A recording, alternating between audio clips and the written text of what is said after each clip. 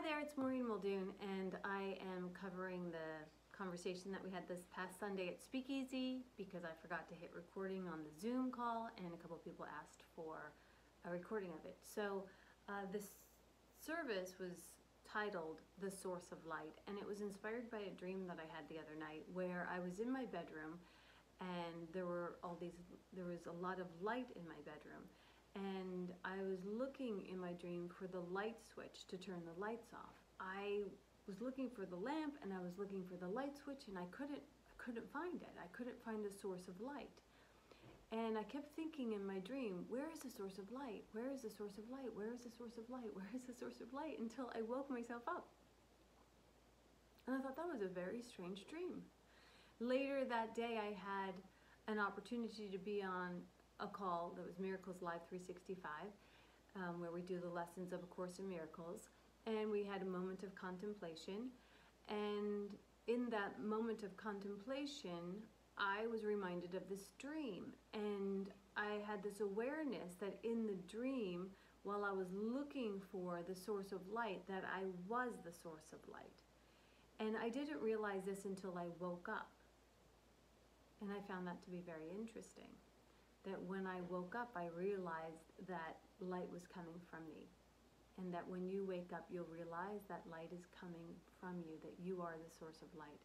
And when we wake up, we will realize that we are the source of light. This is a pretty perfect example of how we run the world, looking for an external light switch for an internal brilliance. You and I are both magnets and mirrors, and God is the light that illuminates all of that. It's crazy to think that the mirror is so generous about showing us who we are. And we might want to go about judging that mirror or shaming or blaming or berating the mirror, but the mirror is just showing us who we are. In chapter 8 of A Course in Miracles, which is a chapter called The Journey Back, which is interesting that it's called The Journey Back, it says, when you meet anyone, remember that it's a holy encounter. As you see him, you will see yourself. As you treat him, you will treat yourself. As you think of him, you will think of yourself. Never forget, for in him you will find yourself or lose yourself. That's the mirror. That's the mirror portion of it. Everything is designed to either bless or baptize you, so there's nothing to fear. The mirror will show you who you are, who you don't want to be, and what your potential is. It will show you everything. And you are the mirror for other people, so reflect on only the good that you see. Use that mirror idea wisely, not to get used by the mirror. At the level of the mirror and the magnet, we are still at the level of separation, because the only way I can attract something to me is if there's a me. The only way I can reflect something or see a reflection in the world is if there's somebody seeing it. In order for us to move into a more limitless state of being, we want to lean into being the light that holds it all. So how do we connect with this light? This sounds like a big esoteric question, but actually it's quite easy. I remember growing up, my dad would just say, like, take it easy, and basically that meant, like, lighten up. Jesus says, be in the world but not of the world, and A Course in Miracles says, don't take it too seriously. Into eternity we're always well. There crept a teeny mad idea at which we forgot to laugh. So laughter is an expression of enlightenment. Buddha's laughter is a state of this release of inner tension. The Buddha doesn't laugh at himself, he doesn't laugh at others, he doesn't laugh because he's acquired something that someone else doesn't have. The laughter is neither cynical nor sarcastic, bitter or defiant. He just laughs simply because he's in love. Isn't that beautiful? The Buddha just laughs because he's in love. So in order for us to lean into that, we're asked to lighten up by being in love, by following that which lightens us up, and by flowing from that space of love. Kind of like a sunflower. You know, a sunflower rises up and then, travels with the light, travels with the sun. So other ways that we can allow ourselves to lighten up and encourage ourselves to lighten up is through prayer, through laughter, through creativity, through praise, through celebration, through appreciation. These are all things that automatically give us a buoyancy.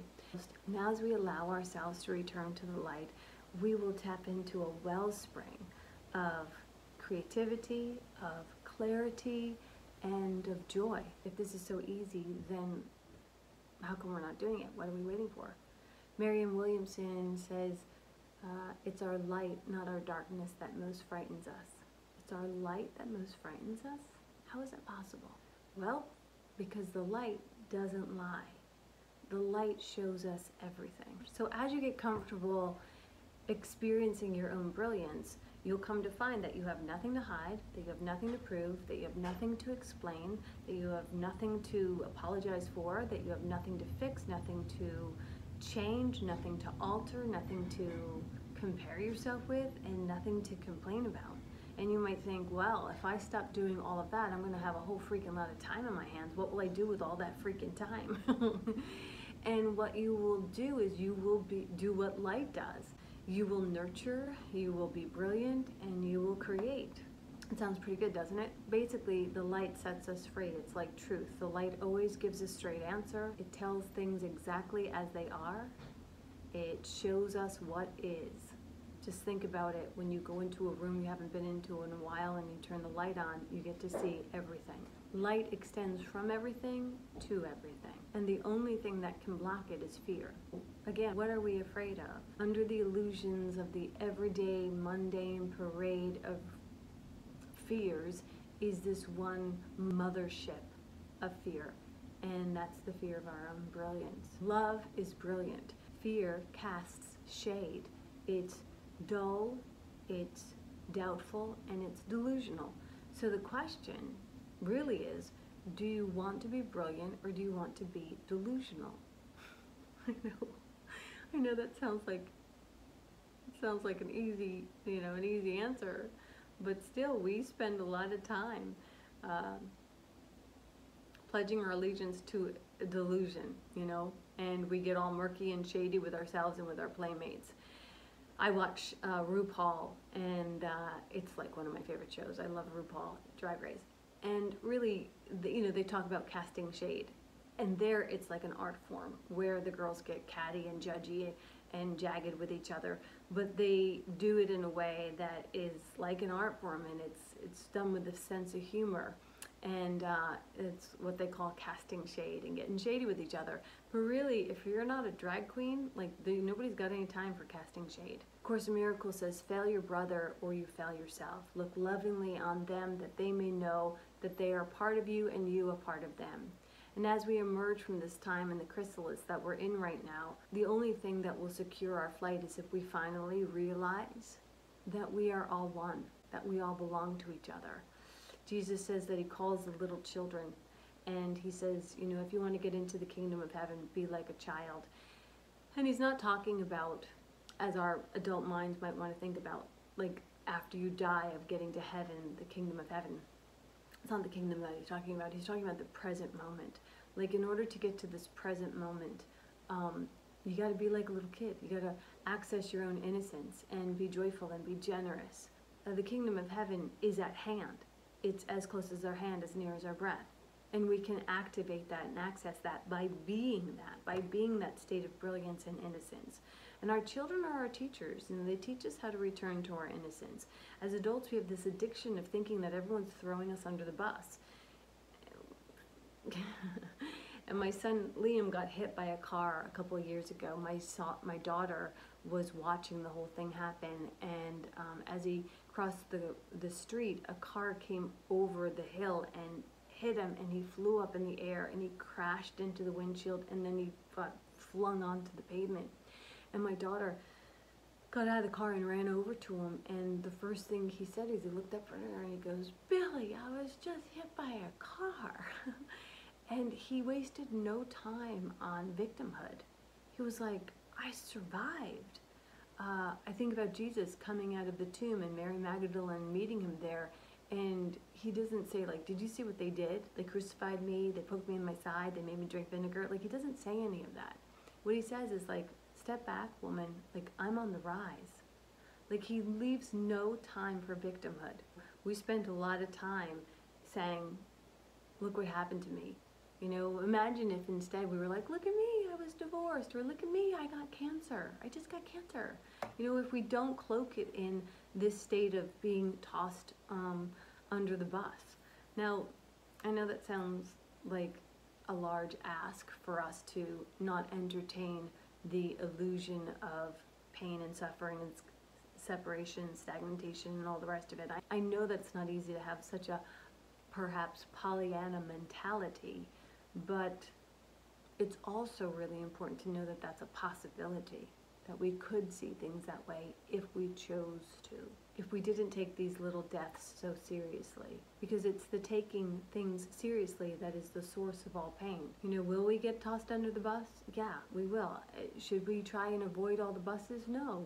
You know, life is a very heavily trafficked street. There are many buses. It's not like we're going to avoid getting hit by buses in this world.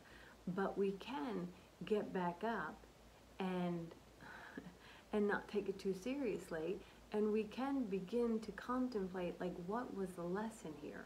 Sometimes we hold our crucifixions and our wounds so close to our vest that we never get the opportunity to really look at it and to see what the holy interpretation is for the situation. So we just go about like branding ourselves and rebranding ourselves with these stories of what happened to us.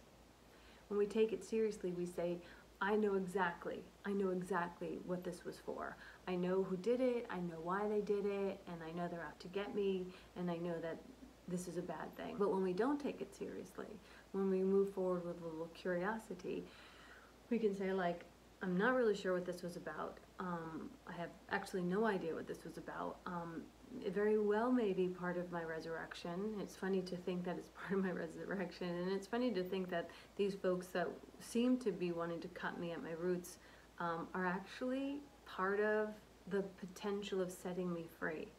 Like, it's hard almost and interesting to look at this opportunity as something that's going to be part of what makes me rise instead of what crucifies me.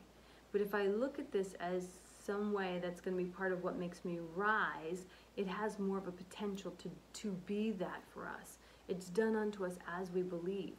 And we could say, like, to all of those places where we've been pushed down, that these are not people who are trying to punish us or our enemies, but these are our gardeners, pressing our parts to the soil of our own soul so that we can look within, you know, and then take that into our internal teacher. And then, like a sunflower that does rise like this, its two leaves come together as if it's in prayer, you know, embody that state of light and look for the light interpretation of the situation.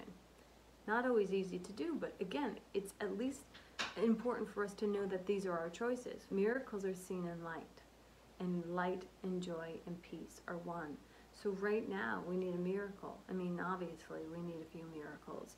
And now is not the hour to go quiet about that, but to stand up and to speak up and to shine the light and shine it on all of our misdemeanors and all of our, you know, jagged ways and all of the ways that we thought that we were compromised in any way, shape, or form, so that we can see a new interpretation of the situation. Because your light magnifies the beauty and the potential for others. Now is not the time to go to sleep, like in my dream. Now is the time to wake up and shake up and shine. If you dull your light with fear and judgment, those who are in the midst of the storm will not have the lighthouses that they need to see themselves through.